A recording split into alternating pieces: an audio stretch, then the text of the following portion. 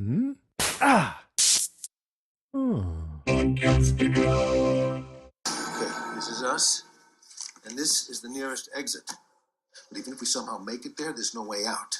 What do you mean? The locks are fail-secure. Fail-secure? If there's a power outage, the building goes on full lockdown. Can it be unlocked remotely? With a computer, sure, but somebody's got to reset the breakers. Where are the breakers? Breakers are in the basement, 3 floors down. Hey, where are you going?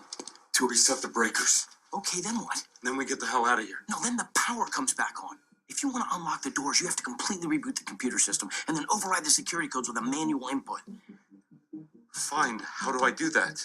You can't, unless you know BASIC. I don't know what that means. It's a computer programming language. All right, teach it to me. Shall I teach you French while I'm at it, Jim? How about a little German? How about you, Doc? You speak BASIC? No. Okay. I got this. I got this.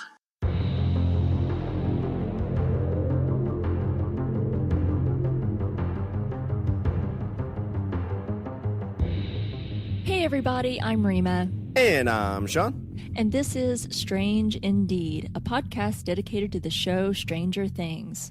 Today we'll be covering the 8th episode from Season 2, titled Chapter 8, The Mind Flayer. Oh, and what a good one to jump into. Yes, it was. Wasn't this great? So action-packed. Yeah, the second to last episode is usually really, really good in the series, and this one they knocked out of the park. So I'm excited to talk about it. There's a lot of stuff that happened. There was a lot that happened. So what do you say we jump into our top 5?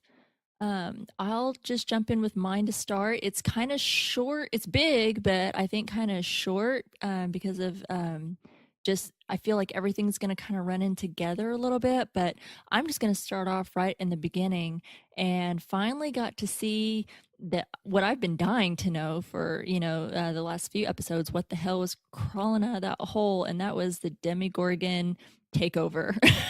Yeah, we got the pack of Demogorgons. Oh, how wild. And you called it. I'm going to give you the credit. I was like, nope, I don't know. Whatever was crawling out of that hole seemed slightly Demogorgish, but still seemed a little bit different. It looked bigger. I don't know how they framed it in that shot that seemed different to me, but you called it. It was one of the Demogorgons that come up out of that hole. I don't know what's creepier. So, these things start out as, pet-looking things, like slugs. Yeah. And they slowly grow like these humanoid features. Like, that is just super, that's not right. Like, things don't start out as not looking human and become human. No, that thing morphed, like you said, from the slug, and then all of a sudden it shed some of its skin, and out, as Dustin's sitting there watching it when he had darts, some poof, legs popped out. I was like, yeah. Whoa, what? and then in the episode later, he called them Demodogs. Yeah. Demogorgon, demon dogs. Compound. You gotta love Dustin. He just kind of lightens the mood even in a dire situation. I know. Thank God for Dustin to, get us through these stressful moments. I mean, I'm on the edge of my seat. I have goosebumps, and here comes Dustin with some comic relief to help me go, okay, have a lighthearted moment in the middle of all this panic. But yeah, they had all these Demogorgons, creeping and crawling out through the hole. Hopper's like, oh shit. You got Dr. Owens. It's like, we're good. There's no way they're getting through that glass. I don't remember what he called it, but boy, was he wrong. Yeah, so you see the one, he bounces off of it and bounces back. And like you said, Dr. Owens is kind of like, oh, it's whatever glass, so we're fine. You kind of see the Demodog look down and do a little bark down the hole, and here comes 5 or 6 more. Come on, boys. And, yeah, with all that power, starts cracking, and Hopper's like, yeah, I don't know about this, Doc. And what I love too in this whole situation is you get basically the exact same scenario from the first episode of this TV series. You get the alarm going off, everybody running for elevators, and instant panic of okay, this is a code red, guys. This is not a drill. Right. Good callback to the first episode where they're hitting the panic buttons and. Well, you got to feel for that guy, too, in the first episode. He was by himself, so it's kind of it's like when you're at work and, shit's hitting the fan and everybody's like, all right, well, this is your thing. We're going to lunch. Yeah. You're like, oh, fuck, great. But at least in this situation, it's like, hey, we're all fucked. Let's not go to lunch together and beat lunch. Exactly. Yeah, and they all got taken out. I mean, it looked like we don't know for sure, but we're I think pretty much under the assumption that everyone other than Dr. Owens, and of course, Hopper and Joyce and Mike and Will and all of them were safe, or except for Bob, as we find out Yeah. later, which we will get to, of course, because he deserves his own moment. But I mean, those things, and I don't know how many there were. I don't know that we ever saw an actual tally. Like you said, it was a pack. But man, they just took it over, and I don't know what they did. They were smart. They took out the power, man. Mm-hmm. Yeah, they knew what they were doing. They shut that shit down, and that was scary. That to me was scary. Like when Nancy and Jonathan and Steve and all the kids, they all find and meet each other, and they hear that noise. I'm not going to that noise. You look out over that facility and those lights it looks like something out of freaking Resident Evil over there. I had this as like a video game horror movie moment. Yes. Like that's what the feel I had for it is like, okay, here's the big bad, you're gonna face the boss, or you're facing the things before the big boss. No, those are like those little mutant zombie things in Resident Evil before you fight the big one that comes out with all those freaky tentacle things that tries to eat your face and stuff. No, So I'm instead staying of away. Resident Evil, you hear Stranger Things. It was creepy. I'm like, I'm not going near that thing. I'm not going near it in a video game. I want to go home and I want to just be fucking Ted, completely oblivious to the whole thing. Yeah. Ted's in bed right now sleeping. Exactly. Like, they have a clue where his kids are. He's like, I got a fucking report I got to give tomorrow at work. Boss has been down my neck, and wife's just been on the phone all day. Ted's got a rough life. I know. He's completely oblivious to the whole thing going on. He's at home in bed asleep. He has no clue. That's what I want to be. I feel like the end of like the know. next episode should be him walking out and stepping in like Demodog poop and like, cursing his neighbor. Damn it, Greg, your fucking dog shit in my yard again. Oh, that's so good. That's really good. I hadn't thought about that. But yeah, that was some freaky stuff. That's what I thought about. It was like, oh my God, Resident Evil. And of course we gotta go. We gotta go and save the people, or we gotta go get whatever information that we need, because obviously something is happening there. But I was scared. I was like, no, I don't want to go there. Why are you people going there? Turn around, run the other way. Why are you always going to the noise? You can hear the noises. Well, and they don't even know like their family's there too, so they're going to the noise for no other reason than to be heroes, essentially. I know. I don't know if they're smart or if they're dumb. Yeah, there's a thin line between being brave and dumb, I think. I know, and I don't know, but that's... second reference to Bob, like I kind of wonder, is he brave or dumb or naive or a little bit of all three? Yeah, I know. Oh gosh, Bob. We're definitely going to get into Bob. That's definitely another one of my points, and I know we'll give him the respect that he deserves in this episode. But that's my number 5, just this Demogorgon takeover. That's what come crawling up out of the hole. I got my answer. I was nagging about it. People were probably like, "Would you just shut up already about what's coming out of the hole?" But I cared, and I needed to know, and I found out, and I'm now wishing they just go crawl back in the hole. So that's my number 5. What, are you not good enough for your hole, Demodogs? Go to your home. Little Happy Gilmore reference. There we go. Yeah. So my number 5, it was a very quick hit. This TV show gives me guys to hate, and then within a season gives me a reason to think that they're not too bad of guys. Mm-hmm. Who could we be talking about? We get Hairband Billy, right? So Hairband Billy shows up. He's smoking his cigarette. He's fixing his hair. He's putting on his cologne. He's putting his cologne on his balls. Yes. Which, I guess, was that a thing in the 80s, that guys cologne downstairs?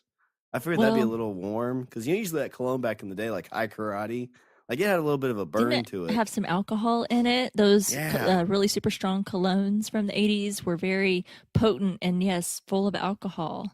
And that's definitely a tender area that you don't want too much of a burning sensation.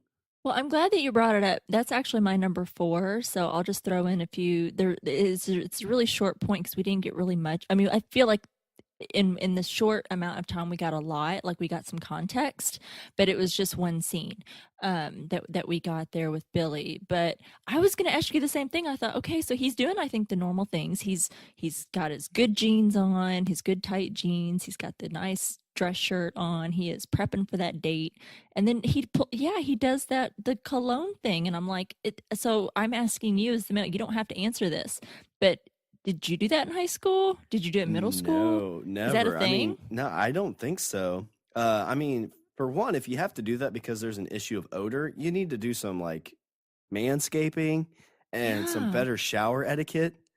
And even then, like, so, like, obviously you're doing that because you're expecting something. You're expecting so, something to happen in the general area. But let me tell you what, yeah. girls don't like that. I think guys did that, and if you got too strong with the cologne, it's a turnoff. Oh yeah, because I mean, if It it's like, burns your eyeballs. yeah, if it's regular action, it's like that's probably going to be a little tender when things start getting heated. And, I'm sure it doesn't taste very good either. Like we talked about this in episodes past when I put perfume in my mouth thinking it was fruit. It didn't taste good. Don't squirt that stuff down there. Well, and if it's really strong and there's some interaction happening, that can affect the girl too. I'm just, by cross contamination. I don't know how to put it delicately.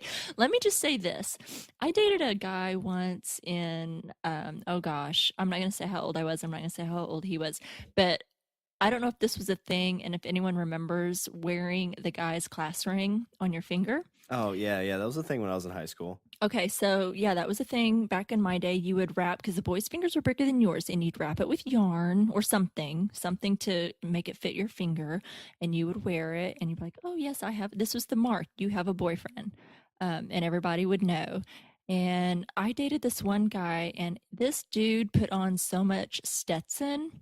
It was it was ingrained in his class ring, and I could not for the life of me figure out, I washed my hands, people, but I took that ring off to wash my hands because I had yarn wrapped around it and I didn't want the yarn to get wet. So please don't think that I didn't wash my hands or whatever and wash the stuff off. I took the ring off and then would wash my hands, put the ring back on. So this ring stunk to high heaven of Stetson, but I didn't really click at the moment. I was young. Okay, give me a break. And I would sometimes if I go kind of rub my nose, like if my nose was kind of itchy or something with that finger that the class ring was on, and it would touch my eye, and my eyes got so red and watery, and I was like, what is going on? And it was that damn ring because it was so saturated. I'm just saying, if you are, that's just not, I don't know, it's just not a good idea. But you know what? I don't know. That's why I had to ask. That's got to be a lot of cologne to soak into a metal ring. Like that seems, that's a dude that's got some odor issues. Because I was never a big cologne guy. Mm-hmm. Like I like deodorant and things like that, but just colognes always felt real douchey to me. And I don't know if that's just because the age I came up in or what. Because there's a few guys in high school that wore it, but it was always like the cheap, Kmart cologne too. Yeah. So it didn't even really smell good, but a lot of the girls too were kind of like it only smelled good on the guys that they liked anyway. So I'm like, well, what's it matter? So yeah, why put it on? Well, full disclosure, this guy that I dated, he was douchey. So that totally goes with the the constant splashing of the Stetson that was so ingrained in his ring that he was douchey. I'm not proud of the. I didn't make good choices. I like those bad boys. It's high Billy, school. It happens. A small town, your choices are limited. So what you're saying is Billy's date that night would have probably been a young Rima? I'm going to plead the fifth on that one. Apparently not that night. He had his date called off. Oh, yeah. So, and that's kind of what I'm getting to in this is, so we get a lot of, insight into Billy's life here. His dad's got some issues. Yes. Oh man, he comes in, he calls him basically is like, hey, you've been looking at that mirror too long, and he uses, a very homophobic slur, which back then that was probably more common than now. Yeah. Unfortunately. Goes and this is in front of his newer wife too.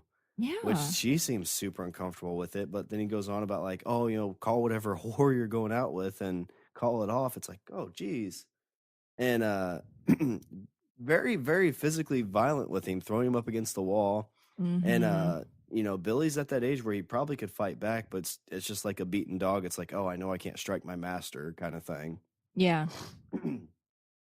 But we see Billy like get, at any kind of, power or, strength that he's ever shown was gone right in that moment. I mean, he was a 8-year-old kid who, feels like he can't do anything. It was super, super sad. It was. That was hard to watch. It was a very like the actors in that scene, like that was a very like that's a scene that's played out in real life probably unfortunately probably thousands and thousands of times. I know. I know. It broke my heart. I like you, feel like okay, now we're kind of seeing where Billy's anger and his rage is coming from. I don't feel that that's an excuse. I don't think that having asshole parents or one parent who is abusive gives you license for him to treat Max the way that he does. But I feel like at least we have some insight. Like it's not coming out of nowhere. Yeah. He's just taking and internalizing that and then projecting that onto Max. And it's not right because I feel like I don't know that he's been physically abusive with Max, but he's very verbally abusive to her and not kind to her at all. And we kind of see why. But it broke my heart because, like you said, it was like he looked like a scared little boy in that scene. He even cried. Yeah, there was like very Lost Boys-esque tears coming down. Yeah. Oh, good reference. And he felt very like, I mean, I don't know if it was just because it was in front of his stepmom that it like even like ego-wise it really like broke him down. Mm-hmm. But I mean, this moment's like, well, you shouldn't be. I mean, obviously he should have been watching his sister. Like that was his responsibility. Yeah. And his parents left him there 3 hours later than he was supposed to.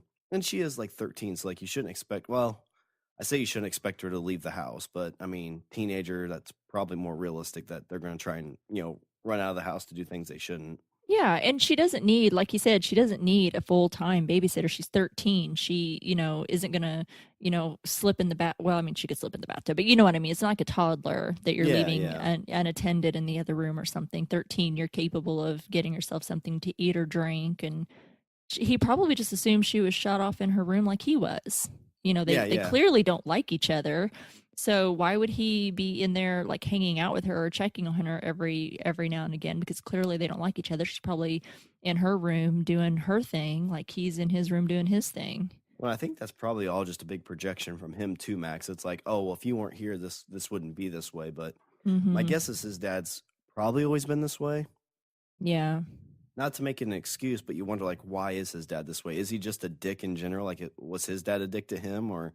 Again, we've talked about this earlier. This is kind of right around a lot of guys coming back from Vietnam and stuff like that. So is it something, like post-traumatic stress syndrome kind of thing where it's, right. It's an outside thing that's made his dad just not able to cope.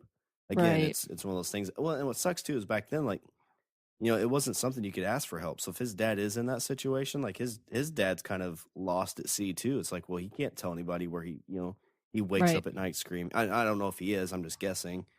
It could be a complete 180 where he's just a dick. Like he's just a terrible, terrible human being stuck in the, 20s and 30s where, the men had to be the men of the house and show dominance. Yeah. That was very much, I mean, we're talking 1984, some of the stereotypical things that existed were still in effect at that time. I mean, you saw how quickly she kind of cowered down. She certainly wasn't. I mean, Billy's not her biological son, but she wasn't stepping up for him. She did kind of say, hey, that's, hey, Neil, it's okay. He doesn't have to apologize or whatever. But, she didn't step up or try to get in between them or, really do anything about it. And that's kind of, unfortunately happens probably all too often, but it certainly wasn't a time where you stepped up. Like she had her place. Yeah. And I'm glad, I don't know if it was around that time or not, but it feels like, well, Hopper came from Vietnam. They've talked about him and he could be around the same age. So it seems like a lot of, because like, I mean, you look at the generations, it was very much like, you'd see that was a more common, I don't know if it was more common, but at least in pop culture, they portray it a lot like that. Mm-hmm.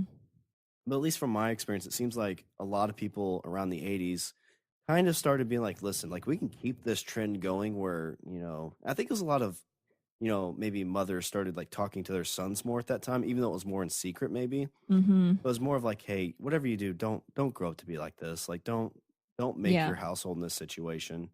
And it just kind of starts going forward where, and I know there's still terrible things that happen today with guys that don't understand what they need to do, but I feel like hopefully, more and more people start talking these things out and, can kind of get away from that manly man running the house kind of thing. And Mm-hmm. I don't know, it's kind of I don't know, probably portraying a lot more in this one scene that needs to be, but it just seems like hopefully, we see Billy kind of come to grips of like, listen, I don't have to be like this. Like I can make it better for everybody around me. Yeah. And again, I can have another guy that I hated and then be like, oh, okay, well, he's a cool dude.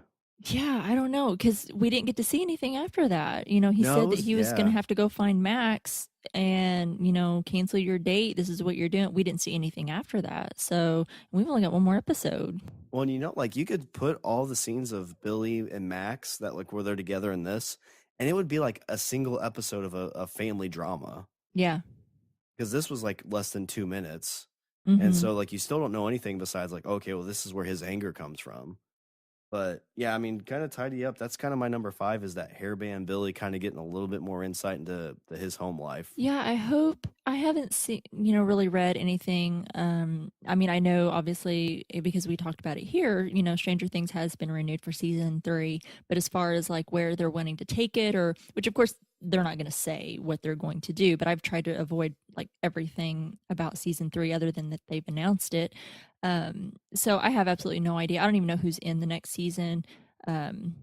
Just because I thought, well, anything like that could be spoilerish, so I just try to avoid it. So I'm hoping that we'll get, because with only one episode, I feel like we have so many other things to tie up, or at least that we need more story on, especially with what happened in this episode that we're going to need to see in the finale. That I'm hoping we're going to see more of Billy and Max. I don't know that Billy's going to be that Steve character where, Steve the D from season 1 becomes, Steve, the next generation babysitter, Yeah. of all of these kids, and turns out to be pretty awesome with kids, and turns out not to be such a horrible kind of dude that we didn't like so much in season 1. I don't know that that's going to happen for Billy, but I'm hoping that we get a little bit more and at least kind of see where that story goes, because I don't know that we've gotten a lot of it. I don't know if we needed a lot of it, but I feel if you're going to take the time to introduce characters, maybe it was just more to introduce Max and give us background into her story and what she's about and what she's had to go through, and joining Mike and Dustin and that whole group, and giving her some story and some background to give her some color. If that's the only purpose that Billy is serving, I don't know. But I hate to take this time to introduce characters and not get a little bit more out of them. And I think he did a really great job in that scene. And hopefully we'll get to see more of that. I don't think it justifies his actions at all, just because you're bullied and picked on or beat up or anything, or you have shitty parents, doesn't give you the right to pass that on to anyone else, much less a sibling or step sibling. But it did make me feel really bad for him. It was certainly a moment that I felt really bad for him. Like stuff like that, you can always make it an excuse for why your behavior is the way it is, or you can make it a reason for why it's not. Exactly. He doesn't have to. He's making a choice in doing the same thing to Max, as far as giving her a hard time because he's being given such a hard time, or he doesn't like his living circumstances. He's been jerked out of his state. They're not living in California. He's in a new school. He's in a crap small town. Damn it, if I lived in California and someone jerked my ass in my small town where I grew up, I would have been pissed off too. I mean, it doesn't give you license, but I totally get it. When I did move once whenever I was a kid, and I'll try not to make this a very long story. I know this is personal, sorry people. I moved from my one small town to another small town, slightly bigger, but still really small town, in middle school. And man, I was a jerk about it. I will admit I was not a very nice person to be around. I was not very nice to my parents about it. I was very resentful because I grew up in this small town, and when Mike is telling that story to Will, when they're in the shed, and he's like, do you remember when we met in kindergarten, and I was all by myself, and you were sitting on the swings, and I walked up to you and asked if you wanted to be my friend. They've been friends since kindergarten, and they're in middle school. That was what it was like for me, in a small town. I knew everybody that I went to school with. These kids that I went to school with, we were all really great friends from the time we were in kindergarten until I moved, and that threw my world for a loop, and I acted like a jerk about it. I mean, I didn't go beating anybody up or anything like that, but I had attitude, let me tell you, and I was not happy about it. So I kind of get a little bit of where he's coming from. I can feel like I can kind of relate to that just a little bit, being, those circumstances, and, you're a kid, these things are out of your control, and you have no say, when you're a kid in school and you're having to move, or these circumstances, and this is totally just disregarding how abusive his father is, but I can get how it turns you into a jerk, because you have no control over anything, and so you're acting out because you have no control over your circumstances. And even parents, they don't really get. It's like, well, I mean, we're going to a different town, but I mean, you guys can still be friends. You'll still see each other and talk. And it's like, No. What about those friends you had in high school, Dad? Well, I didn't have any friends. I was like Ted. Like Ted. Well, and this was all pre-internet. I mean, Yeah. you had telephones, but seriously, were we all really picking up the phone and calling each other all the time? No. There was no Facebook. There was no internet. There was no Twitter, texting, cell phones, anything like that. So even just moving, and this was seriously like maybe 40 minutes away, which is not really, in today, is not that far away. But when you are a kid and you can't drive, you have no way to go, like, physically drive and go visit your friends on the weekends or anything, you're not really picking up the phone that much. Even though you say you're going to pick up and call each other, you don't. And this was all pre-internet. You don't have any way to stay in touch with any of your friends. So you pretty much just lost all of your friends. Everybody that I had ever known since kindergarten, you lose. And so I totally kind of get that feeling of attitude and being a jerk and acting out, because you don't have, it's a choice for sure. I'm not saying I was right, but I can kind of relate because I was a jerk. I admit it. I should probably go apologize to my mom right now. Call her up after the show. Mom, I'm so sorry. She's like, it's midnight. I'm sleeping. I know. I just want to apologize for being a jerk in middle school when you made me move. Yeah, that's just my number 5 is kind of hairband Billy, and getting a little bit more of his background story. Yeah, well, that was my number 4. So what's your? I think we've covered that pretty much, because there's not much more to talk about as far as that. We didn't get that much. So what's your number 4? All right, so my number 4, we kind of touched on a little bit too with your number 5, but mine is just that the facility is under attack. I mean, some of the key points, like we talked, it really felt like Resident Evil. Like you're walking into the mansion, Resident Evil 1, you're trying to go room to room and figure out all these things that are going on. I mentioned it was very much like the very first episode of season 1 with this. I think that was the same elevator. So as everybody's running to the elevator, it's trying to close as these demodogs are coming in. And, I love, like, it looked like, oh, okay, well, it's different this time because they escaped. And then it cuts to a scene that cuts back and the elevator doors open. It's just the demodogs just chewing away on these people. I was like, oh, okay, well, they didn't make it. The other thing I want to talk about, and this ties more into probably later in the episode, but when Bob goes on his mission to reset the breakers, this felt very like Jurassic Park to me. Yes, thank you. Yeah. So he's like, oh, well, I gotta, and the only thing I had a question on this is like why he had to go by himself. Like, why didn't Hop go with him? I don't know if it was you stay to help everybody else, and I can do this on my own. Because it seemed like it could have been a 2-man mission. I think the first thing that you said is what makes sense, because he knew that it was going to take Hopper because Will they've drugged him and he's asleep. So somebody's going to have to carry Will. Oh, yeah, I guess that's true. And then somebody needs to protect Will, Mike, and then there's Joyce. And that with as much as what Bob cared about Joyce, he was not going to allow.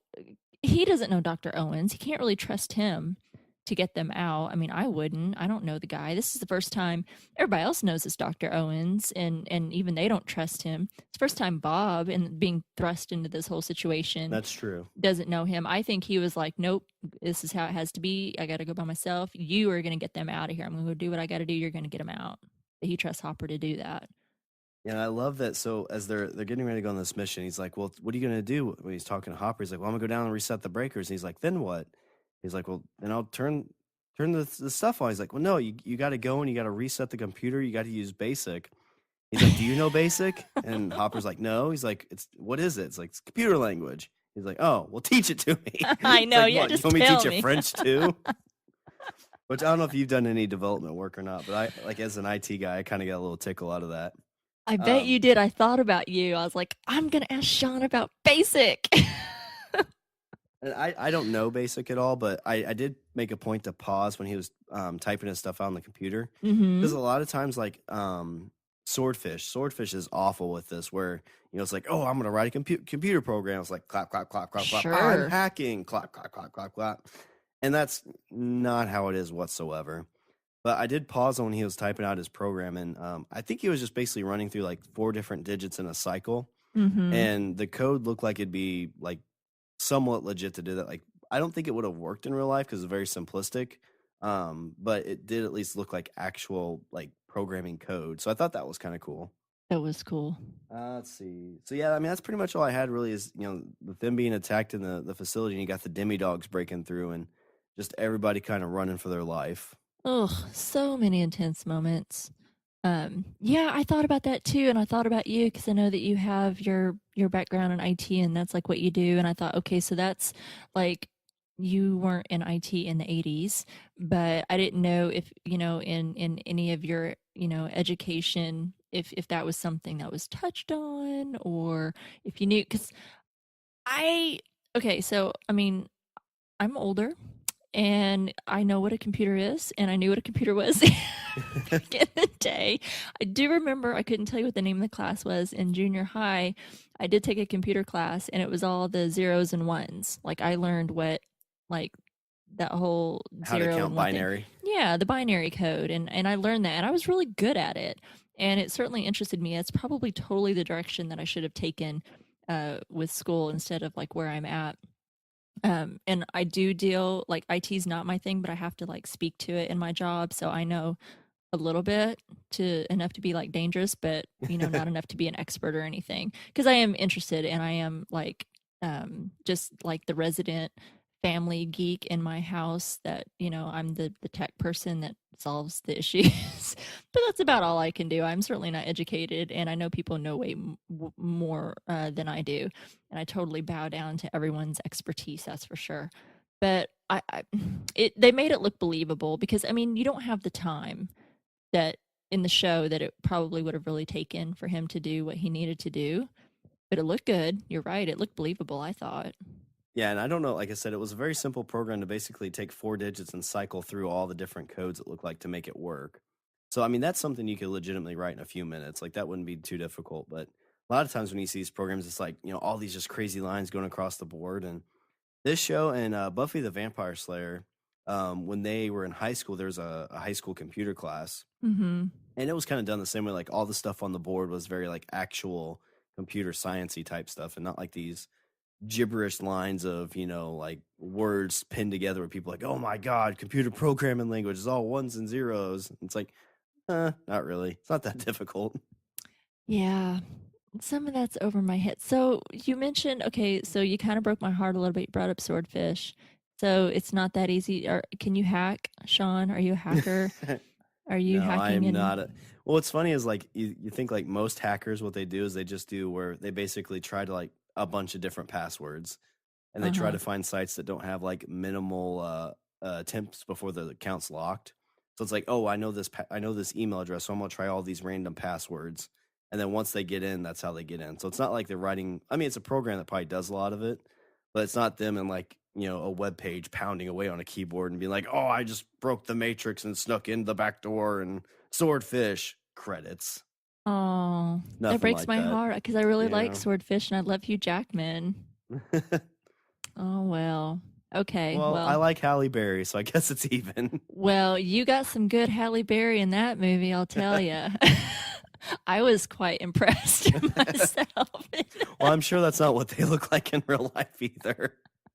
I don't know. I didn't care. Did not care. Oh, that was a great number 4. Really So great what do you number. have for your number 3? Number 3, and some of these are going to kind of meld together. I feel like my 3 and 2 is going to kind of meld together a little bit. But my number 3 is Will / the Spy. Oh, okay, yeah. I mean, talk about intense. I mean, and we've said it again and again, but I don't think we can say it too much. Holy crap, Noah Schnapp is so brilliant in these episodes, and for someone so young to go where He's making some great choices. I know, and I mean what they were able to do, whatever it was that Sean Levy, the Duffer Brothers, or whoever was maybe directing at the time. I know like the Duffer Brothers write like almost all the episodes and stuff, but whatever they're doing to help bring out whatever he needs to bring out in these episodes, to me is just really amazing. Because I mean, I'm an adult and I don't think I could, and obviously I'm not a trained actor, but these are kids, man. And all these kids do so great and he does so fantastic. But I just thought that was so interesting. They know he's the spy. They're realizing, that he has led that group of guys underground, and the Demodogs have, they realize what Will's doing, or it's not really Will, it's that shadow monster, the spy. And Mike is like, we got to stop this guy. So they knock him out. They drug him up and put him to sleep. It breaks Joyce's heart, but she's realizing like they were showing those brain scans that thing is like taking over him. And he can't even say it right off when she's like, who am I? Oh, yeah. He can't even say it right away. I mean, you'd think that if it was enough Will in there, it'd be like your mom, but he's just keeps staring at her wide eyed, like, and it's like it was hard to tell because his eyes were brown. And I don't know if you noticed that they would show his eyes. His eyes went from green to brown to show that he was possessed. Oh, I didn't notice it. Oh, wow. I have to look back on that. Yeah, you should. That's a really cool touch. Yeah, it was really great that they did that, because I think his eyes were originally like this green color, but whenever he was possessed, they would show them as brown. And that was to show that he was under that like shadow monster's possession. And he's sitting there struggling and can't even say that without hesitation that that's his mom. So they know that they have to knock him out, because it's the only way like to make him inactive, because he's making all these things happen and he's controlling them. They get him back to the house and they're saying that it's a hive mind, a brain that controls everything. And then they reference the mind flayer, which I have never, is one of these days I'm going to join a damn group. And I know you have a D&D background. Is that a D&D thing, or is that just something that I should probably know and I don't? No, I think it's very much a D&D thing. Okay. I'd never heard of that, but I thought that was super cool. I love how they keep referencing it. They throw out this manual and Hopper's like, Jesus, this is a game. This isn't real. And I just want to say, you know what, dude? You got Demodogs after you. Is that is that real? Yeah, that's in the interrogation. I have that written down as a thing. So I love that Dustin's like going through. It's like, oh, it's like a mind flayer. He goes in, he flips open the book, and Hopper's like, oh my God, it's like a book, a game. He's like, it's not a game. And as he's going through it, he like everybody's getting into it. It's like, oh my God, okay, maybe this is something. And Hop's like, okay, well, how do we defeat it? And Dustin like goes into complete nerd mode. He's like, well, we got to summon an army of undead because the mind flayer likes to eat brains, and zombies are undead and they don't have brains. He's like, I don't know. It's just a game. I know. He realizes as he's talking, he's not really helping his cause at all about why they should believe him and about the mind flayer. But Nancy does. She's like, okay, so tell me more. What do we do? And, so they are trying to make some sense out of this, because it does seem pretty relatable. And I mean, we've seen it time and time again. That's certainly been a theme, even from season 1, with the, whenever they're playing in the first episode, the little figurines from D&D, and they throw down the Demogorgon. And he's like, oh, the Demogorgon got me. Well, what happens later? The Demogorgon got him. We've seen that theme throughout. And then we've seen them pull out the manual before in regards to, trying to kind of figure things out. So I just thought that that was so intense. Every scene that he did, like they had him locked up in the shed. I mean, that was really intense. Yes. The lengths that they went to clear out the shed so that they wouldn't know, or Will, as he was in there, or the spy, however you want to reference him, wouldn't know where he was or where they were, because they knew that his mind was controlling everything, Demogorgons, the upside down, everything, and that they were reaching farther or closer and closer to the town. So he couldn't know where they were. I just thought all of that was so intense, and how he would yell about, let me go, let me go, let me go. And it was so intense. And I got so emotional because seeing kids get emotional like that and screaming like that just gets me emotional. I don't know if it's a mom or a parent thing, but it really got to me. I really liked it whenever they were all sharing those memories with him, trying to draw Will out. And then Jonathan starts playing the Clash, and I Yeah. just thought it was super cool because they realize Will is there. He starts signaling in Morse code, and it's like they were keeping the shadow monster busy. Yeah, as they were sharing stories, it felt like Will was getting like an exit route, and so the monster, the flare, the mind flare had to like go and overload to make sure that Will couldn't or Mike couldn't get. Or, I'm sorry, Will couldn't get back control of his body. Mm-hmm. Super, super cool. I thought that in they figured it out. We've seen Morse code play a part. Hopper would communicate Morse code with 11 through the radio with her.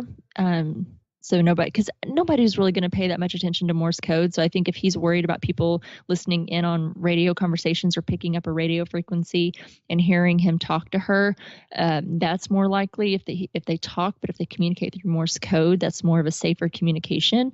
And it was cool to kind of see that play out in this episode as well, and to see Will tapping the side of the chair, and that they were like keeping the spy, the shadow monster, mind flayer, however you want to reference, busy with all these stories to allow Will to kind of slip off to the side to be able to communicate. I thought that was super cool. Super, super intense, I thought, moments. Yes, and basically from that, what we get is that he's telling him like close the gate. That's how you defeat the mind flayers. You close the gate. I don't know if this really means anything. I was just kind of poking through, and like some of it kind of came to light. But I wrote a few of the things down that Will was being told. Yeah. And the first one I saw was the rainbow ship, and I was trying to remember back to what Terry was saying in her phrases. Like one of them was rainbow. Yeah. And his birthday is March 22nd. I have 8 written down for some reason. I think it was his 8th birthday, and he got a huge box of 120 colors. Yep. So this might be a huge stretch, but it was 4 to the left, or 3 to the left, 4 to the right. Or wait, I'm sorry, 3 to the right, 4 to the left. And from that, you have 22nd, 2 plus 2 is 4, and 120 colors, 1 plus 2 is 3. And then, let's see, the other thing is, so when they met, the first time they met was kindergarten, which is a garden, and sunflowers grow in a garden. That might be a huge, huge stretch. Like, it feels like it as I'm saying it, but yeah. was But I trying to like figure out, it. like, if these things had any kind of meaning, and that'd be kind of cool. Like, that's what like would show that Mike is or Will is actually like a part of this bigger plan, because Terry is saying these things and they're just kind of coming together. And Yeah. that might have been why Mike's been drawn to Will and 11. I think at this point, anything is up for grabs. I don't think that is too far of a stretch. I mean, that's some pretty cool connections that I certainly had not given any thought to. You got some like lost mythology stuff going on.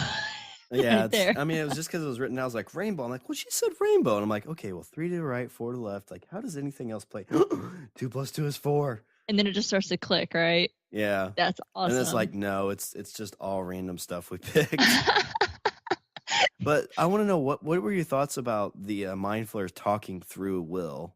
I thought it was creepy as hell. I mean, I have this thing with creepy kids. I've mentioned it before. Creepy kids kind of scare the hell out of me, but I was conflicted because it was creeping me out on one side with how he was screaming, let me go, let me go, to then knowing that was Will inside of there trying to communicate as well.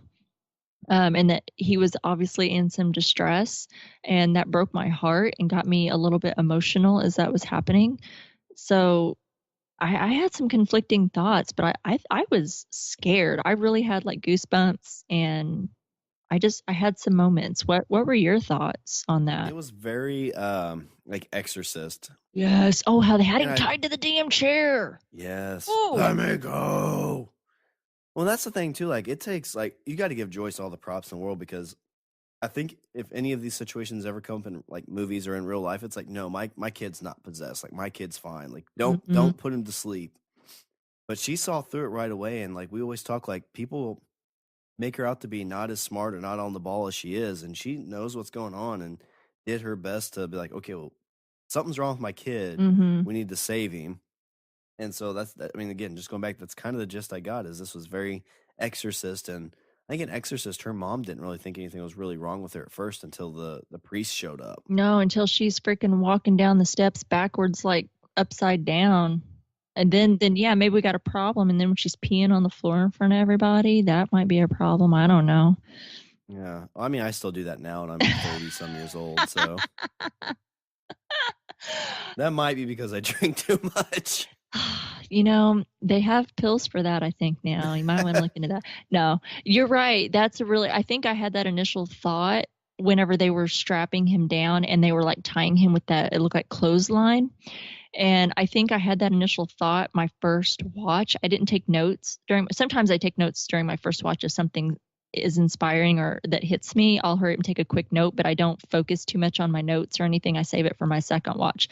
I think, remember having that during my first watch because I watched it immediately. Like after we recorded last week, I was like, see ya, I'm going to go watch episode 8. I got to see what happens. So my first watch was almost a week ago. But I think it immediately left my head. The Exorcist scarred me for life. So I think that as soon as I had that thought, I was like, don't even start bringing The Exorcist into your brain because that's not where you need to go. That always reminds me of like it. Like there's like times you'll be laying in bed and it's like you can't kind of sleep. You're like, okay, well, I'll roll over and I kind of feel like I'm about ready to fall asleep. And all of a sudden your mind's like, you know what you haven't thought about recently? Pennywise the Clown or the devil from The Exorcist. Let's think of both those things. That'll help you go to sleep. Yeah. Yeah, there are so many things wrong with The Exorcist, and I know that there are some people that don't have a problem with that movie. They're like, "Oh yeah, it's a really great movie. It's a scary movie. It was great." But I'm like, "No, I grew up Catholic, and yeah, see, that's all I have to say." And people, whenever I say, "Look, and I know a lot of people did grow up Catholic, and I've talked to people who grew up that way and didn't have a problem with it, but some do. They're like, oh my God, yes, I did too, and that's why it scarred me. And I think everybody that's been scarred and traumatized by that movie has that background. That's what you're preached to, and that's what you're growing up believing. And I'm certainly not, please people, don't at me, okay? Don't at me. I don't want to hear anything I'm not saying anything that there's anything bad about the religion at all. I think it's fantastic. I did grow up with that religion. I have all the utmost respect. I'm not getting into any kind of debate. I'm just stating that particular religion had some certain beliefs that made you just scarred for life if you watched The Exorcist, especially as a young child. As I watched it, there were some very disturbing things in that movie if you haven't seen it. I'm not going to tell you to watch it. That's one I'm not going to promote. Yeah, it's the subtle stuff and that really messes with me. Like when she's in the doctor's office and they have that quick shot of the devil or like a demon. No, and you're like, whoa, did I just see that? And you're like, hey, did you just see that? And whoever's sitting next to like, saw what?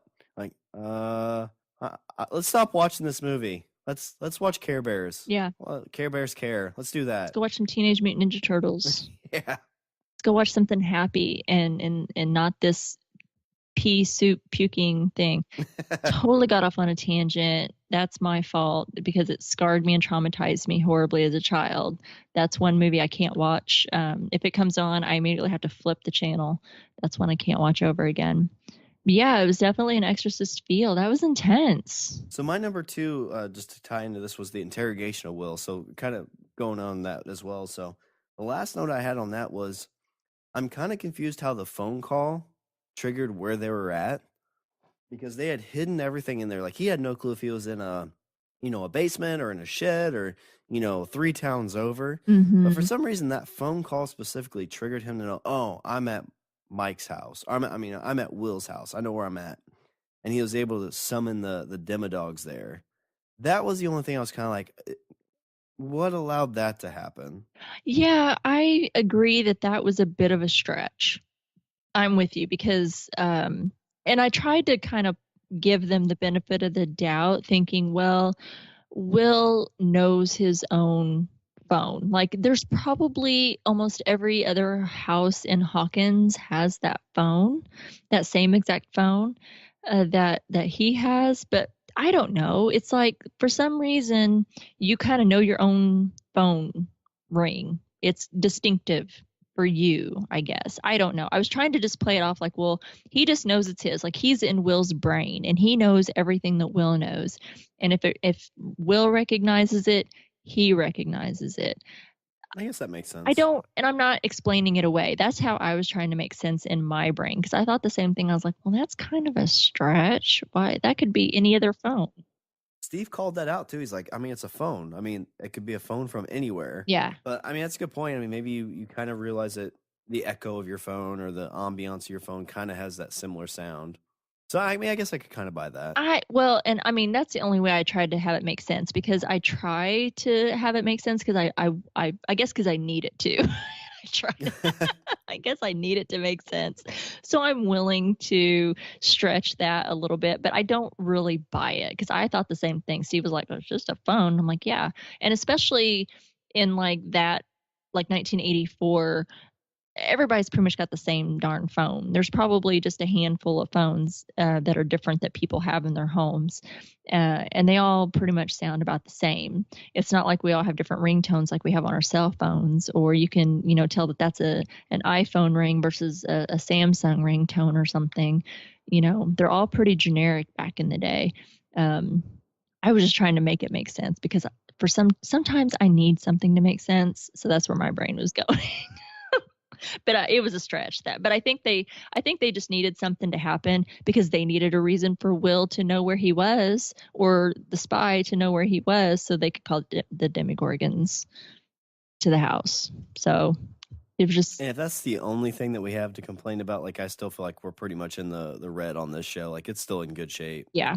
I think it's a small thing I'm willing to let go, but I think it's if you chalk it up to it's something that we needed to happen. So he could be like, "Oh, I know where we're at. We're in the shed. We're in the shed where it all began, where Will disappeared." Okay, so what's your number 3? All right, so my number 3, I go back to it's Dr. Sam Owen. So we have talked multiple times, like, okay, well, is this guy good? Is he bad? Like, does he just have good bedside manner? So is he really just another Dr. Brenner? Mm-hmm. And from this episode, he stayed behind. So when I saw this happen, my question was, well, is he actually good? Like, is he actually being a good, genuine guy here? He tried to help Bob get out, and this is the pessimistic side of me because as Bob's walking down the hallway, I'm like, he's gonna fuck Bob over. He's gonna tell Bob, hey, turn left. There's gonna be a demodog there. It's gonna eat him. And then he's gonna leave and be like, oh, Bob died. It wasn't my fault. I tried to help him. But no, he's legitimately trying to help Bob make it through. And at this point, he's still at the facility. That's all we know. Which again, like the pessimistic side is like, oh, he's back there to hide some evidence or something. But my number 3, we talked about it a little bit too, is it's just Dr. Sam Owens and the fact that he's maybe like just like Billy, maybe he's an okay dude. I know, and I had him not in my top 5 or anything, but certainly a mention because I think we saw because I think we've seen a little bit more of him in his character that we're not able to just write him off as a bad dude. He's I think a little bit more complex than that, and we've seen that in some other episodes, like when he's taken up for Will, like when they were talking about, well, screw the kid, if he dies, he dies, and he's like, you want to say that to me again, and he's clearly I think has some sort of caring towards Will. And then this episode he stays behind. He sends, Hopper and all of them out to get out and he's staying back, like you said, to watch for Bob, that because he has access to all those cameras, he can help Bob, like, hey, wait a minute, you've got one, right outside your door, and kind of help him navigate out and make sure he has safe passage. Otherwise, Bob is, navigating on his own and going in or trying to get out blind. And I thought, well, okay, so, and we will, I know, definitely touch on that point as well, in my next point. But it's like, well, so they left, and what happened happened. who's helping Dr. Owens. You know, he's Yeah. got the cameras. I don't know if I'm guessing there's probably cameras outside his door that he can see, but he's not going to know once he steps outside that door if he turns a corner if there's anything else coming. But then again, we know all the Demogorgons did get called. Is he going to know that they've left the building? That is he going to see them all running out? He can see them busting through that door and trying to escape as they're all leaving the facility and running out. And then he feels it's safe to leave. Maybe one stayed behind, chomping on somebody's dead body. I don't know. They seem to enjoy that. Yeah, I mean, they were all kind of chomping away on poor Bob at the end, so Oh God, yeah, we'll get but into that. I don't know. That's a really good point. I think that yeah, there's a little bit more to Dr. Owens. I don't think he's necessarily all good guy. I don't think he's necessarily all bad guy. I think he's just a little bit more complex than that, which is aren't we all a little bit more yeah, I mean complex that's than more that? realistic. Nobody's really 100% good or 100% bad. Exactly. I think there's just more to him, and it's too easy to just put a label on him and say, "Oh, you're just one of the bad guys." It's Yep, too so easy. that's just my number 3 is like this Dr. Sam Owens guy. Good one. And Paul Reiser, I love him. Mad about you. Check him out. Shawn, you've got homework to do. You got to go and watch Alien and then Aliens Yep, sequel. I like I said, like when we if the show doesn't pick back up in 2019, we got a lot of movies we need to watch. Yeah, both of us. I know you've given me some homework as well, some movies that I need to watch, but I definitely need you to watch Alien, the first and second one, and the second one, the Paul Reiser's in. I think you'll see some, um, maybe a few similarities a little bit, and where some of the fan theories were coming from when he was introduced as a new cast member for the show due to his role in Alien.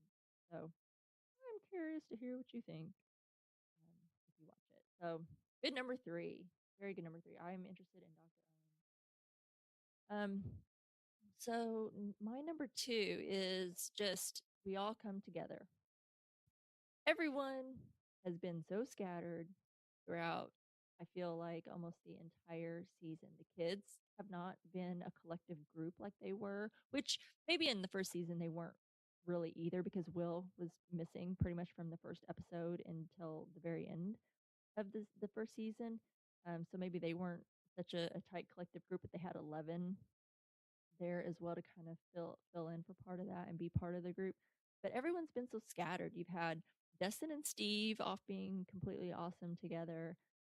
Mike has been with Will for part of this. You've got Max kind of new to the group. Lucas has been kind of off doing his own thing. Uh, Nancy and Jonathan have been off doing their own thing, getting into trouble and doing things teenagers shouldn't be doing. Um, and now here everyone kind of comes together, and I loved it. I thought, yes, can we please get everyone together? I love when you see all of them come together and work together. Um, I already mentioned as they were coming out of the woods and you see the noises from the facility and the lights are flashing and you can hear like the screams or moans, barks, whatever you want to call it, of the Demogorgons, whatever you want to call it. Like there's like something out of Resident Evil. No thanks. I'll just turn game over. I'll just happily walk off somewhere else. I just love seeing everyone working together at the same time in the same place when they all gathered together back at Joyce's house and they're all working together to try to come up with a plan. How do we defeat this thing? What are we going to do next? Um, I really liked all of that. I like seeing all of them together,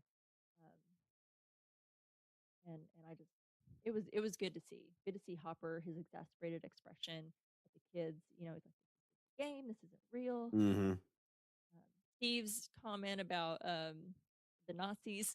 Yeah, this is like the Just Germans. You mean the the Germans. Nazis? You mean the Nazis? I mean, it was just so good. You can't get anything better than this group of everyone, coming together and the magic that happens, all together. So it's kind of short because we talk a lot about already what the things that they have done or were doing as far as how they were working together when they had Will strapped in the shed and they were all working together to distract the shadow monster to try to communicate with Will, and how they were working together to do that, how they were using Morse code and translating the Morse code once they had figured that out and they were working together. It all kind of comes, there kind of comes together a little bit. My two and my three, but that was it. I would just love. I loved seeing. I thought it was great. I didn't mind it so much that they were apart and we had these different groups because I thought everything worked. I didn't mind it so much. But I feel like you get that reward when you see them all come together, and you're like, oh yes, this is good. They're good apart, and it works. But when they come together, magic happens. Yeah, it's So like we're getting the band back together. Woo! yeah. No, I had this actually. I had everybody coming together as it was a note. I was gonna put as one of my numbers, but it just kind of ended up being a note. But yeah, it's very like Game of Thronesy. Like after this long time where all these people are doing their own thing, finally they're coming together. This is a lot quicker than the 7 seasons of Game of Thrones. But the only note I really had on this piece is when they're at the gate and Jonathan presses the button a bunch of times, it doesn't work, and then Dustin walks over and it's like, "Let me try," and Jonathan's like, "Dude, it's like it doesn't work." And he's like, "Jonathan." Like, whatever, dude, try it. He pushed a bunch of times. He's just like, son of a bitch. So I thought that was kind of a funny little line in that whole them coming together moment. Yeah. When they all come together and it happens like that, it's just a beautiful thing, and very rewarding. So that was my number two. Right. What And was my yours? number two was just interrogating Will. So let's jump into what was your number one? I have a feeling, Shawn, look, we've been out of sync a little bit these last couple Yeah. weeks, and I'm feeling a little disheartened about it. And I think that we are finally here at the end, kind of getting back in sync. I have a feeling our number ones are going to be the same. Maybe not named the same, but about the same. And mine is Bob the superhero. Oh, mine's the death of that Demogorgon at the end. That was so sad. No, yeah, my number one's Bob too. Trying to pull one over on me. I'm too intoxicated for you to do that to me. I can't do that. Oh gosh, this was so hard. I had a feeling it was going to happen because it's kind of in a way like so many shows that these people are too good for the world. Yeah. And Bob seemed, and I know, look, people, I know you can call me out. I'm going to call myself out on it. I know I said earlier, I didn't believe it 100%. I just had that fear and skepticism that Bob was too good.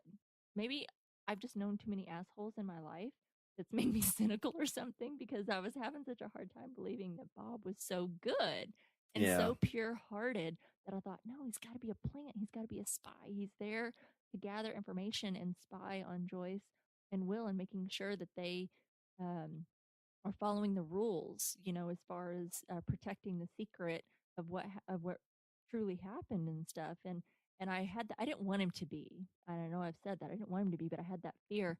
And we really got to see how pure-hearted he was, because he truly was a superhero Yes, with he what he was.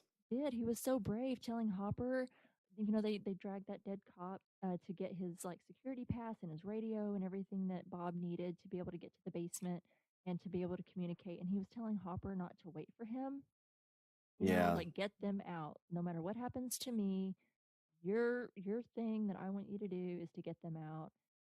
They saw eye to eye on that. Hopper totally agreed. Um, and what he did was so brave. And he gets down to the basement, and Yuri called it, and I had it in my notes as well in my number one. It was so Jurassic Park like, as he's kind of resetting the breakers. It was definitely that Jurassic Park moment when Laura Dern was having to like prime the Yeah. system to recharge so they could get the controls back up. I was like, And Samuel L. Jackson's arms fall on her. yeah. And then the Velociraptor peeps up out of there. God, you don't get any better than Jurassic Park. I'm such a freaking dinosaur nerd. Oh yeah. Oh, and I'm super pumped for the new one too. Oh I'm my ready for it. God, I know.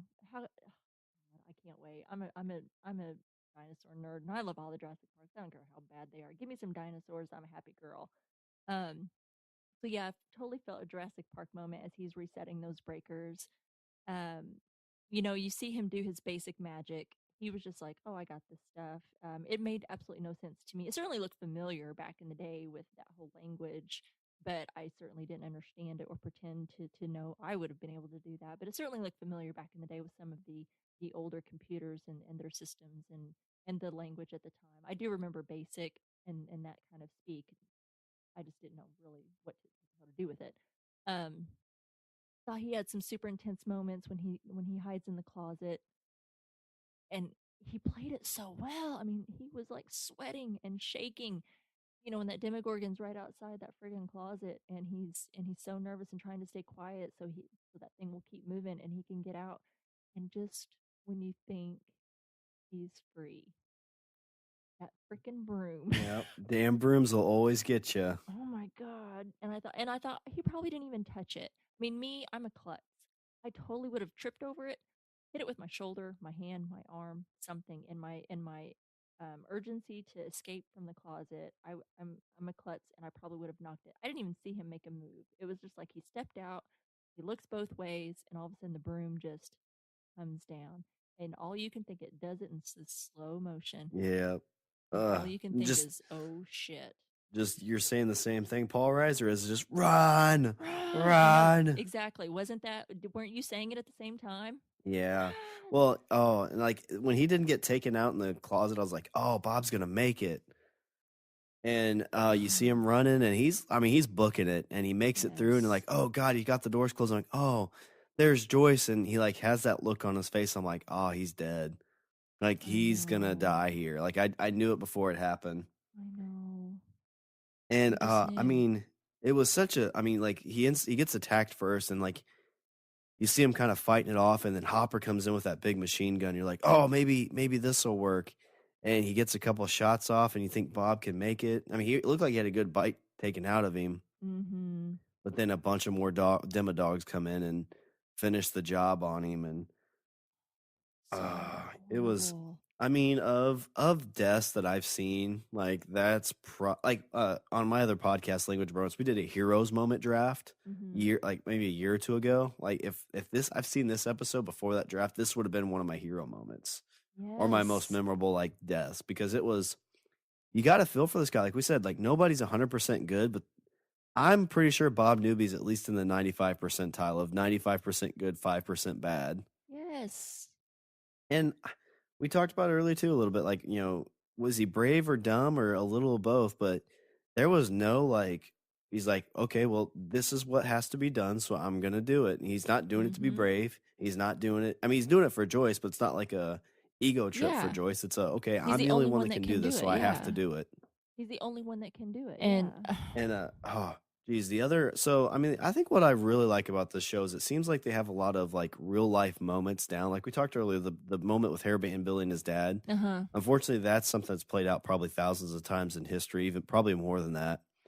But the moment where they get back to Joyce's house and Hopper goes into her room and she's just sitting there with a blanket around her, and Hopper just sits. And I think a lot of TV shows try to play on these moments as like some kind of huge like speech from both of them. But in this moment, it was very realistic. It was just Hopper sitting there, and there's no words to be said. It's just him being there for her. And probably the majority of the way that it is for people in that situation is like, I'm just here, and we're just going to have to let time go by, because that's, she loved that dude. And he gave his life for them to leave, because that's what he said. He's like, don't wait for me. Like, you guys go. And like no matter what happens, what get ended up them happening. out. And that's what Hopper did. Hopper kept his promise there, so got them all out safely. Yeah, God, it was so emotional for me. I mean, Sean Astin, anyone that has grown, and I mean, you don't have to have been a child of the '80s to know who Sean Astin was, because you can certainly appreciate his movies. And how I just happened to kind of grow up from there, and I knew him from a lot of roles, from like the Goonies. Goonies was, I will not sit here and say it was like my most favorite movie, but it was certainly a top, probably in the top 10 for me as a kid. Who didn't love adventure and pirates? I've always been a big pirate fan, and that had a lot to do with the Goonies and the whole adventure thing. And Sean Astin, that was a big role for him.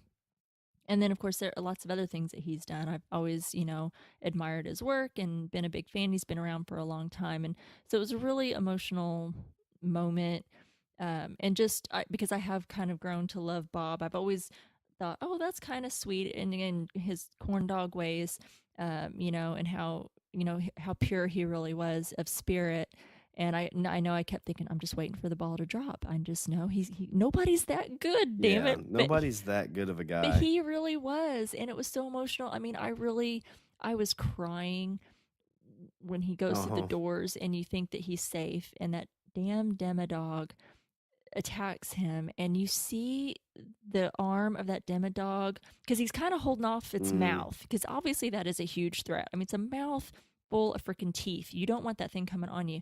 He seems to be doing a decent job, at least where Hopper, like you said, can come over with the gun and hopefully get a couple shots off and get it off of him so he can get away. I mean, he's right there.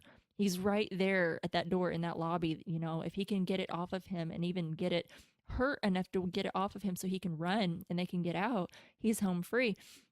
And you see him like holding it off, trying to keep it that his like mouth thing from coming down on him. But then you see that demodog's arm kind of come down into his side and just yeah.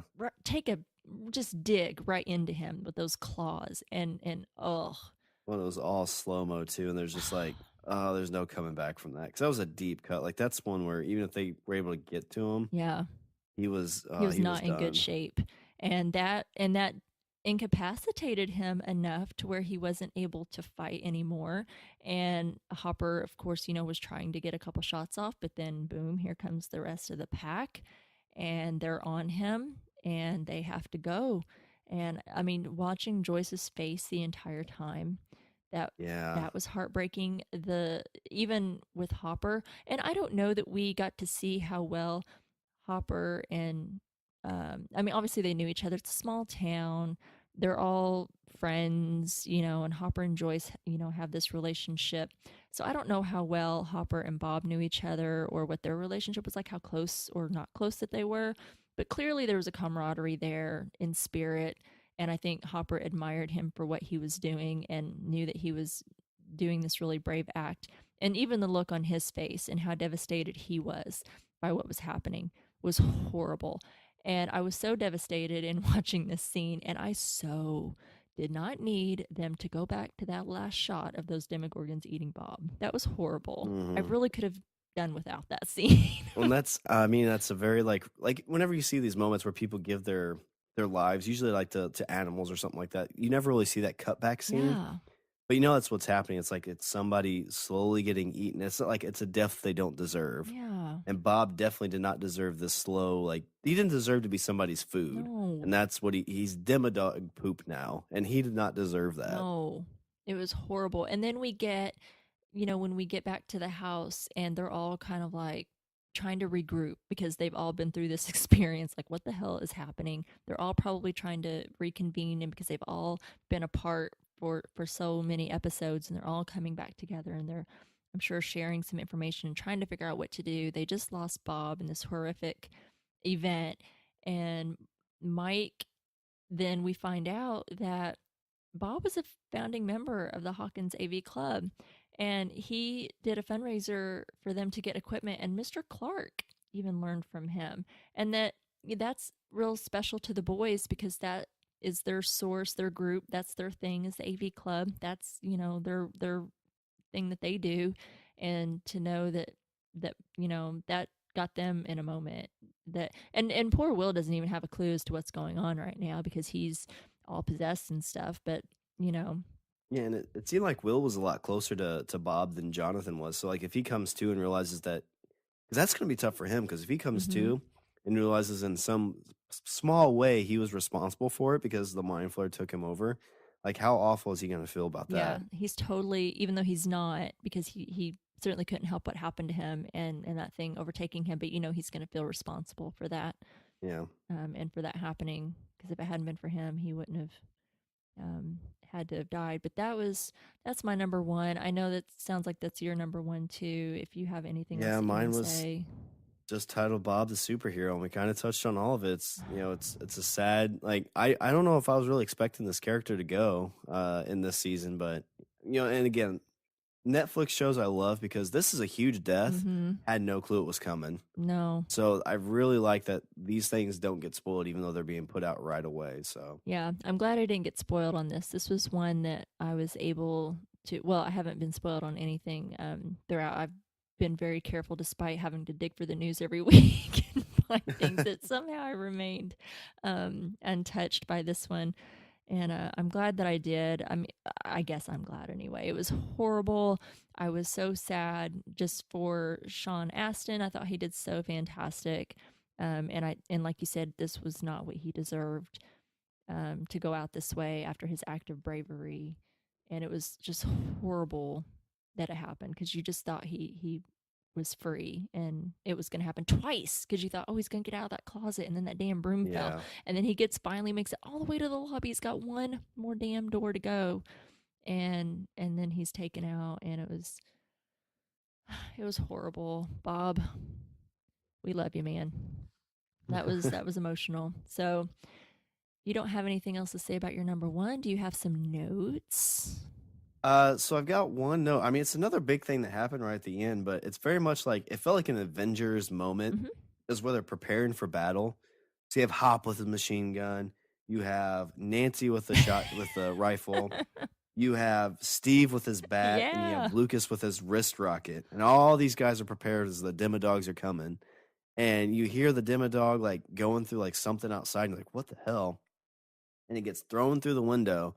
Now, at first, when I heard all the rustling going outside, I was like, oh shit, we're gonna see badass Billy now. It's not hairband Billy, it's badass hairband Billy. I don't know why I thought that. But no, we get something even better. We get bitchin' Elle walking through Yes, the it's door. funny. It's She's like, exactly what I she's had like, in my I'm note. ready to, was it chew gum and kick ass, and I'm all out of chewing gum. Yeah, we get But that- we get all of that, and we don't even get. I mean, that was like a big moment, but she's just in my notes. Yeah, I know. I know. I mean, it was really quick. I mean, it was like you saw all that, throw it through, and it's like, okay, well, now the group's together. It's hilarious that you say that because that's exactly what I had in my notes. Is Bitchin' 11, comes through that door. Yeah, and that was the And- last note I had. So whatever notes you have, fire away. Oh gosh, just a few things, not too many big things. I really like, and because I give so much Destin love every time that we talk. The one thing where the power was still out. Bob was trying to get power back to everything, like the doors unlocked and the gate out to the facility was locked, like they couldn't get through the gate to even drive up there. And as Bob is working to get the power back on, Dustin and Steve were in that guard gate trying to, like, they're hitting buttons and they're trying to get it going. You see Bob, he's doing working his magic with basic and getting the computer in the systems booted back up, and you can see the doors are unlocking and then the gate unlocks. And Dustin hits that button and he thinks that he did it. He's like, I did it. And he had that big smile on his face. He's like, I opened the gate. And he was all excited. I thought that was super adorable. I love you, Dustin. He's so sweet. And then of course he had his moment before where we talked about, with the mind flayer and how he's kind of been the go-to guy, throughout the whole, like, the sense of or the voice of reason. So gotta give some Dustin love out there. I don't think Yeah, he's our comic relief. It's like, it's kid stuff. It's not kid stuff. It's a manual. This is law. And I had an observation that about Mike. Mike had a pretty good episode. Not the last episode with the lost sister, but the one before that, I believe, where he stayed with Will. He was being a really great friend to Will. Didn't leave his side. Everything that Will was going through when they were at the facility, but we haven't got a whole lot of great stuff out of Mike. I feel like most of what we got out of him all throughout the season, he's been kind of whining about Elle being gone and kind of snapping at Max. Yeah, he's been real dickish to her. I don't know if it's still he's just jealous or what, but I'm a little bit disappointed because he was so great in the first season.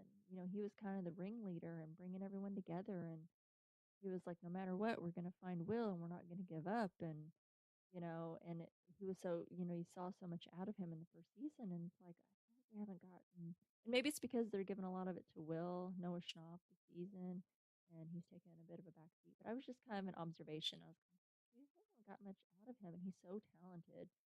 So I'm kind of disappointed with and it's not his fault. It's how they're writing it, but wish we had a little bit more. He's been great in everything that he's in all of the scenes. It's just I feel like we just haven't gotten much out of him other than whining and snapping at Max. And then we talked about Bitchin' 11. You mentioned Nancy taking charge with the gun when Hopper he's like, do you know how to use this? And she's like, I do. And that hesitation, he just slings it to her, and off they go. And like you said, tossed it right to her. Had a Marvel moment, and I thought that was awesome. Like I said, Steve with the bat, I really love that. Good moment. So that's all my notes. I think we covered it pretty well. Goodness. So we have a bit of news, a couple of news items. But before we jump into the news, I just want to make a quick announcement. I know that we have lots of Star Wars fans that listen to this show. So if you like Star Wars, if you have happened to see The Last Jedi, because it did come out this last weekend, I have seen it. Shawn has seen it. Yeah. Yeah. I was able to be on the Walking Dead cast with Jason and Karen and Mr. Blog from Under the Comic Covers. Those are both Podcastica shows. And we did a Star Wars podcast on The Last Jedi. So if anyone is interested in The Last Jedi, if you saw the movie and hey, you liked it, you loved it, you don't know yet, you're not sure how you feel about it, I understand those feelings. Um, Go check out the Walking Dead cast with Jason and Karen. By the time that you listen to this episode, it will be released already. So if you're interested, go check it out. I think we had some pretty good things to say about it. And I'd love to hear what you guys say about it. So go check out the Walking Dead cast this last episode. So I'm going to go watch it again. How about you, Shawn? I got plans to see it tomorrow, and then got plans to see it the day after tomorrow. So I've got 2 more viewings already lined up. So we do have some news. Shawn, you want to start off with the first item?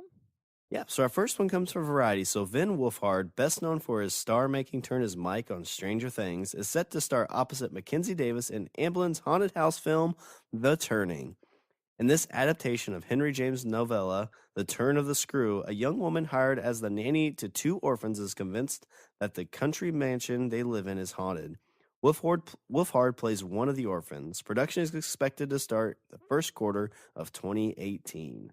Ooh, So there you go. Yeah, some scary kid stuff there for you, Rima. Yeah. Hopefully he's not too creepy in this one. But and it's interesting because Ben Wolfhard is Mike in Stranger Things. Stranger Things is creepy. Scary stuff happening. He was in It. Lord knows that scared the hell out of me, and that was a scary movie. And now he's doing this one. He's kind of Hey, sticking Rima, with just a some of the second. scary. Something's going on. Okay. I'm the float. What? Don't, no. No. Sorry, No. I had to. Well, it's from where you. So there's an awesome video you sent me about like these guys playing Call of Yes. Duty, and Yes. somebody was like voicing over as Pennywise and Georgie, and the dude like legitimately freaks out, and then they start calling him by name, and all of a sudden it's like, oh, we're coming to your house or whatever, and all of a sudden there's a knock on the dude's door. He's like, oh hell no. I know. I knew you would love that one. I was like, as soon as I saw that, I was like, I'm sending that to Shawn. That's one of those things that's funny when it happens to other people. Yeah, hope he doesn't get typecast, and he kind of is at least allowed to kind of grow in different areas. Because it seems like the guy who plays Carl, who's leaving, like I'm worried that that's kind of the role he'll be stuck in. Mm-hmm. Right, because it's so he grew up in that role, and yeah. Hey, spoiler alert! If you haven't watched any Walking Dead, go watch it. Even though we didn't really say too much, but yeah, I'm curious. Just kind of stick with that kind of thing. I don't know, but I'm interested. There wasn't really a whole lot of information, and I haven't read this novella, but I've heard some good things about this production, so I'll have to check it out. And more news to come as we get it, if that interests you. So and the next news item, there's no particular news source, but Stranger Things has been nominated for the following awards for the 2018 SAG Awards. So we know that we talked about the what was the Golden Globe Awards. Stranger Things has been nominated. So this is for the SAG Awards. So for outstanding action performance by a stunt ensemble in a comedy or drama series, is Stranger Things. David Harbour, who plays Hopper, Yeehaw, he's been Yeah. nominated, for outstanding performance by a male actor in a drama series. Millie Bobby Brown has been nominated in the outstanding performance by a female actor in a drama series. And then the entire cast was nominated for outstanding performance by an ensemble in a drama series. So Congrats to everyone that was nominated, the entire cast and the individuals and the show itself. And good luck to everyone. We'll be rooting for you. Yeah, hopefully they get some hardware. It's well deserved. Yeah, really well deserved the season. The season was really great. So good luck to everyone. I'll be watching. I watch all the award shows. I'm a nerd about it. Okay, so up next we have my absolute favorite part that we get to hear from you guys. So this is Letters from the Upside Down. We'll give you a little bit of listener feedback and see what you guys have to say about the show. So, Shawn, why don't you get us started? All right, our first one comes from Danielle Flugman Samino. That's an awesome name. Yes. So, this episode, so sad about Bob. He was awesome, even if he was a goober. The shot with everyone with their weapons in Joyce's house and then Lucas with his wrist rocket. I nearly died laughing. And the look on Mike's face when Elle comes back, this episode pulled at each and every heartstring. These characters, especially the kids, are amazing. Love it. I agree. Jillian Moreau says, fuckity fuck, not Bob, fuck. I really liked that dorky, tries a little too hard, but means well, big old teddy bear. Fun fact, this episode was originally titled The Brain. Bob the Brain Newbie was always going to die. The writers revealed that their initial plan was to have Bob killed somewhere around the third episode by Evil Will, who has been possessed by the Mind Flayer / Shadow Monster. However, they kept delaying their plans because they loved working with Sean Astin so much. Astin insisted he didn't care when Bob was killed as long as he was given a heroic death. Rest in peace, Bob. Loved the suspense in this one while they were making their way through the lab. Glad to see that Dr. Paul Reiser seems to be a good guy for real, but I did find it a little strange that he was the only one not killed by the Demodogs. Sure, he was injured, but still. And yay, Ella's back. Mike's face was so sweet when he saw her. Keep up the great work, Rima and Shawn. Can't wait to hear your thoughts. Oh, that was great, Jillian. I didn't know that. I didn't know that that was what they had originally titled it and that they had planned on killing Bob in the third episode. But I'm glad that they gave him the death that they did. Yeah, I'm glad they didn't title that because that's a little too on the nose to be like, oh, the brain, huh? Wonder what's going to happen here. Yeah, that's right. It certainly would have been like an arrow, a big neon arrow, Yeah. kind of pointing at what was going to happen. And if Bob had to die, which I mean was incredibly sad, and I hate that he did, but if they were going to, then I'm glad that he kind of went the way that he did. Yeah, I'm glad it wasn't Evil Will too, because that would have been even more heartbreaking. Oh my gosh, I know. I mean, it was horrible enough the way that it was, but I am glad that he went out a hero. So thanks, Jillian.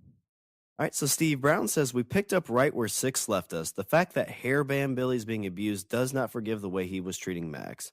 Love that Max had second thoughts. Why are you heading toward the sound? Saying everything everybody would have been saying at the TV at that time. Yep.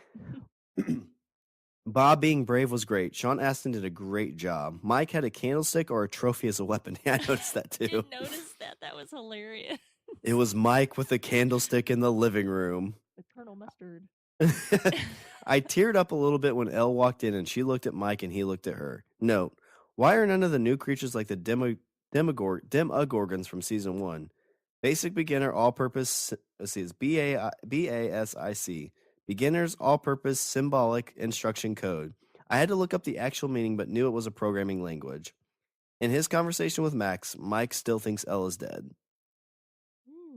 Oh, that's true because he was saying that she was like taken or like, yeah, I think I kind of got that too that he thought Elle was dead.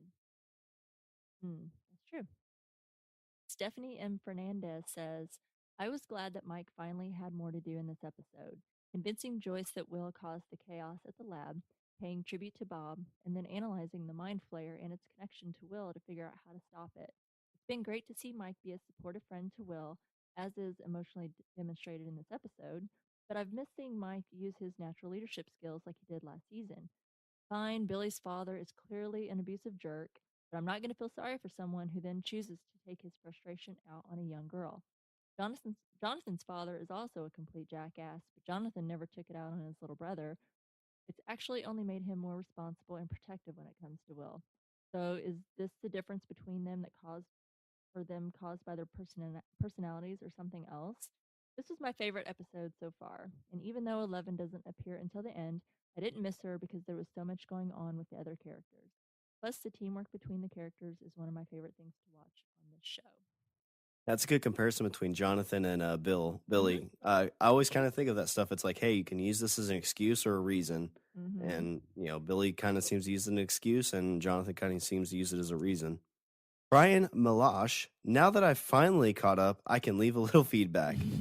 It was a great episode, a very tense episode. I was glad we got back to the main story, as the last episode was probably my least favorite of the series. Although, like pizza, it was still good. Or Bob. If I was a character in this show, I'd probably be Bob, though I was closer in age to Steve and Jonathan back then. Yeah, I'm that old. Bob, the save the day by programming in the second language I ever knew, and the first I really mastered, BASIC. Here's an example. 10 print, fuck you, Dimodogs. 20 go to 10. I knew he was a gunner as soon as he left his gun on the computer, but it was still shocking to see him go the way that he did. I'm happy to see Dr. Owens doesn't seem to be another Brenner after all. I suspected that he would do a heel turn before the season was out, but it seems he's on the up and up. I think that would have gotten a little old if he had been an enemy. I was waiting for 11 to show up all through the episode, and show up she finally did. She did. She came in with Yeah, she did. guns ablazing, those mental guns, I guess. She came in like a wrecking ball and tore that shit up. Throwing in some Miley Cyrus. I love it. So we got a couple emails from you guys. So the first one is, hey guys, wow, episode 8. Bob, Bob, Bob, Bob, Bob. For a brain, you sure weren't smart. When he forgot the gun, you just knew he was done for. Nice work by the crew for giving us a glimmer of hope for him, only to make the ridiculous move of stopping to look at Joyce. Loved the ways they tried to fool the mind flayer. The scene when the Demodogs were outside the house and then the one flies through the door dead was a great way to bring Elle back to the fold. I played the mobile Stranger Things game. Clearly, I'm not a gamer as it took me 13 hours to finish it. No judgment. Well, until next week, Josh Diwali. P.S. to our Irish friend in Switzerland, hope you are doing well. Oh, that's sweet, Josh. I think that is for Derek, a friend of ours, Derek O'Neill. Yeah, I think he's doing just fine. Let us know, Derek, how you're coming about in Switzerland with all those languages that you don't know. Yeah, maybe he can teach us. I think it's like basic, right? You just teach it.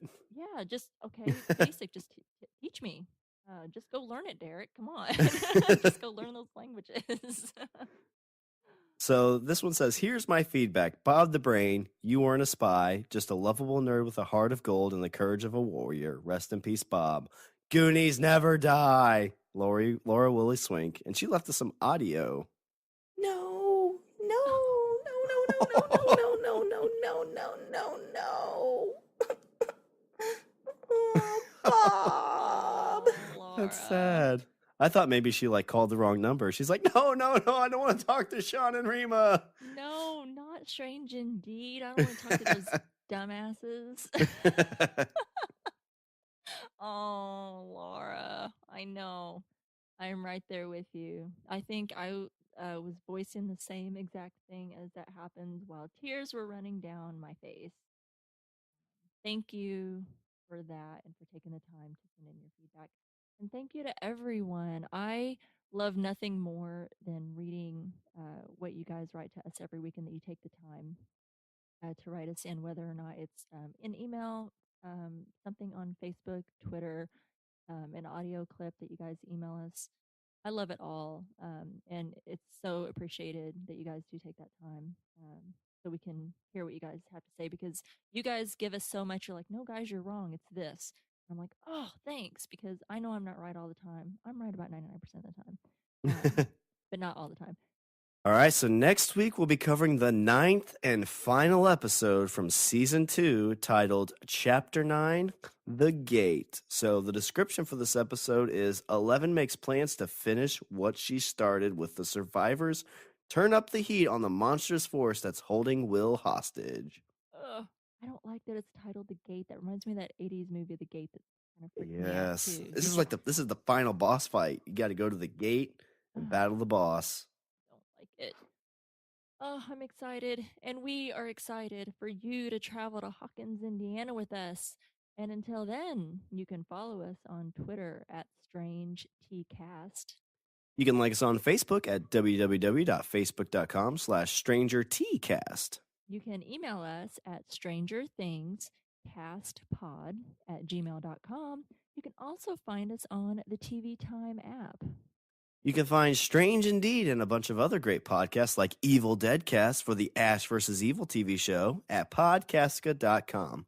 Go out and leave a review for Strange Indeed or any of the other great Podcastica podcasts on Apple Podcast. Yeah, if you haven't watched Ash vs. Evil Dead, you should. And then when you watch it, go listen to Ash vs. Evil Dead at Podcastica because that's pretty funny. Yeah. And also make sure to check out Shawn in his other podcast, The Language of Bromance, that comes out every Sunday. Heck yeah, it's in the show notes, so check it out, everybody. Yeah, get over there and do it already. All right, and remember, we are looking to start podcasting on Black Mirror episode 4. So next week, I think we'll let you know when we think we're going to release it. It's kind of at a weird time, New Year's Eve, Christmas time. But we'll let you guys know when we're going to release that episode, and we're super excited about that. But for now, we got the final episode next week, so. Oh my God, I don't think I'm ready, Shawn.